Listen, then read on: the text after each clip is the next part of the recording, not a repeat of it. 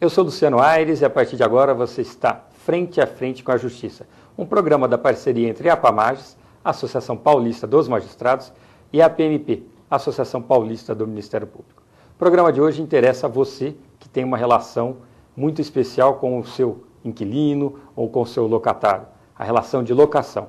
E para desmistificar um pouquinho desse tema, explicar por que, se há 20 anos era um problema crônico, quase insolúvel dentro do Poder Judiciário, e hoje não é mais, nós trouxemos um grande especialista, o desembargador Luiz Camargo Pinto de Carvalho. Boa tarde, doutor. Boa tarde, doutor Luciano. Como é que está o senhor? Tudo bem? Muito bem, muito obrigado. Trabalhando muitos processos. Então, tá certo. Doutor, o senhor veio de uma... O senhor não nasceu dentro da magistratura, o senhor advogou antes. Sim, né? Exatamente. Queria que o senhor falasse um pouquinho da experiência profissional do senhor antes de se tornar esse magistrado disputadíssimo. Muito obrigado disso, muita bondade do senhor. Acontece o seguinte, senhor. Eu realmente fui advogado e com uma vocação muito grande para a própria advocacia em si.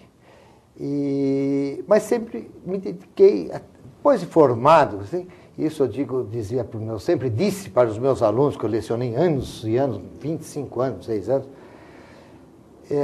que não é por ser advogado que a pessoa deve ficar a vida toda fazendo despejinho de falta de pagamento, cobrancinha de cheque ou nota promissória. Eu acho que tem que estudar, tem que procurar fazer cursos de pós-graduação, essas coisas. E eu sempre fiz isso na advocacia, fui tentando fazer, me aprimorar na medida do possível, sem nenhuma intenção de um dia me tornar juiz. Um aprimoramento meu pessoal em relação à advocacia.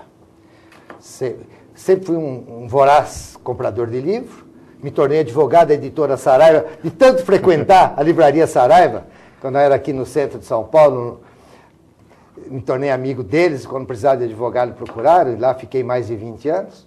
Mas, enfim, e eu fui advogado da Varig, ainda a Varig rica, a Varig próspera, a Varig nas maiores companhias do mundo, e fui diretor jurídico dela. Isso era no Rio de Janeiro. Para lá me mudei. E lá fiquei 5 anos.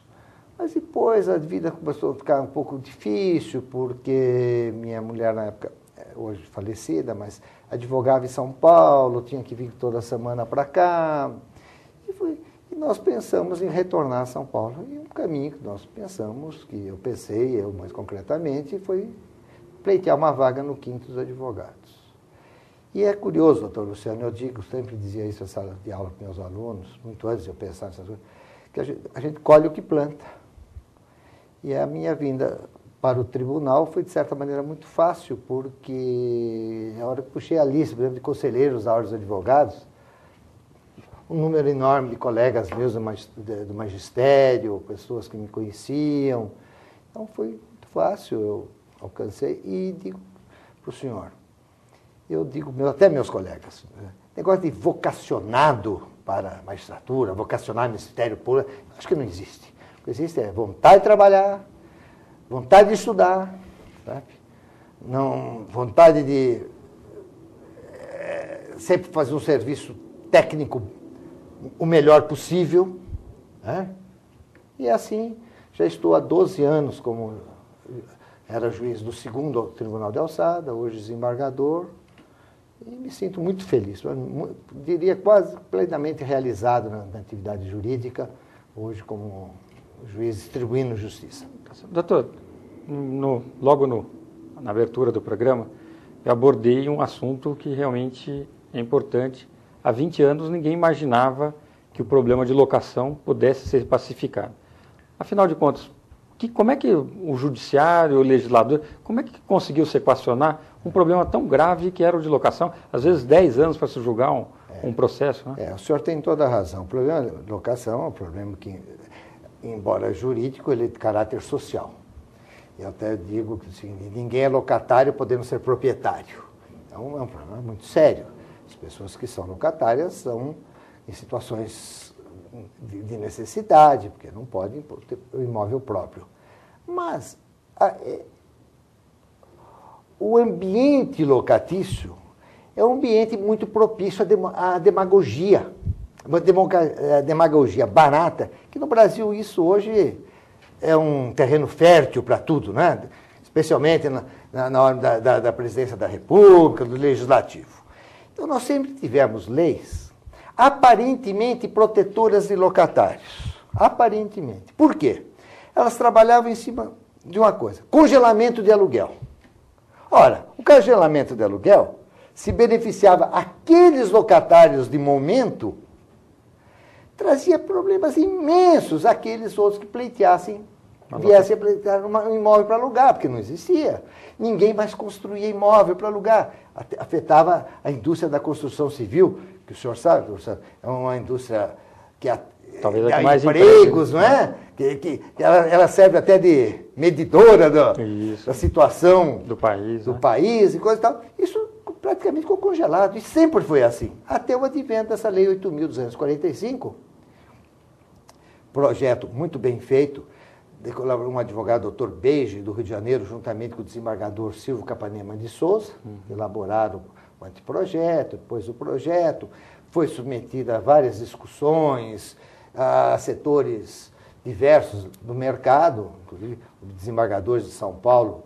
Na época eu era advogado, na época eu não era juiz, isso foi em 91, antes, a lei entrou em vigor em 91, e saiu uma lei, daquelas coisas que existem no Brasil. Sabe a lei que pega e a lei que não pega, doutor Luciano? Essa é uma lei que pegou. Foi uma lei contagiosa. É, contagiosa, porque ela veio, encarou a coisa de frente, mostrou que o locatário tem que pagar o aluguel de acordo com o reajuste da inflação, que ele pode ser despejado pelo locador, o locador pode querer mudar o seu inquilino, que antigamente era quase uma coisa perpétua, violava até o princípio, é da natureza, o senhor é advogado, bacharel, sabe que é da natureza das obrigações, é transitoriedade. Antigamente, na locação não existia isso, era perpetuidade.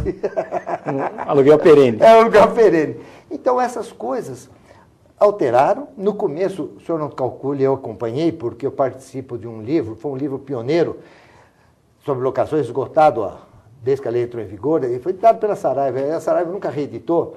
Foi uma pena isso, alguns dos coautores já morreram, como o caso do meu colega de turma de faculdade, o meu querido amigo Biase Ruggiero e outros. Bom, nós trabalhamos em cima do projeto, muita discussão, muita celeuma, muita demagogia sobre o assunto, dizendo que os inquilinos seriam arrasados, destruídos, e nada disso aconteceu. Ao contrário. Ao contrário. Isso aplacou os ânimos, floresceram novos prédios disponíveis à locação, e vou dizer mais para o senhor. Eu entrei no Judiciário em 1994, portanto a lei estava em vigor há 3 anos. Ainda nos 2, 3 primeiros anos eu julgava velhas ações ordinárias de despejo, renovatórias, essas coisas. Você sabe que hoje não existe mais essas ações. Hoje praticamente existe ação de despejo, falta de pagamento, que é um problema econômico. A pessoa perde o emprego, tem dificuldade dessa ordem e não pode pagar o aluguel. Mas o locador passou a preservar o bom inquilino. Isso que é uma coisa muito boas relações. As boas relações. Ação renovatória, há pouco tempo de uma ação renovatória, eu tive que lá pegar o livro do professor Buzaide e reestudar, porque eu já nem me lembrava algumas coisas, porque há tanto tempo que eu não julgava uma ação renovatória. Veja que coisa curiosa. Por quê? Mesmo na locação comercial, o sujeito tem um bom inquilino. Ele quer preservar. Agora, paralelamente a isso, nós temos que reconhecer o seguinte, que essa estabilidade econômica ajudou muito. Ajudou muito, porque naquela época que nós mudança de plano, nos governos Sarney's da vida aí, que nós tínhamos uma inflação de 100% de um mês para outro, talvez essa lei também não funcionasse tão bem. E ela casou-se logo com o advento do Plano Real e essas coisas. Então, ficou muito... o mercado imobiliário no Brasil ficou muito tranquilo. Mas eu lhe digo uma coisa, existem centenas de projetos do Congresso que, graças a Deus, são barrados, querendo, como sempre, demagogicamente criar buracos para falsas facilidades. Porque, na medida em que facilita para um lado, prejudica.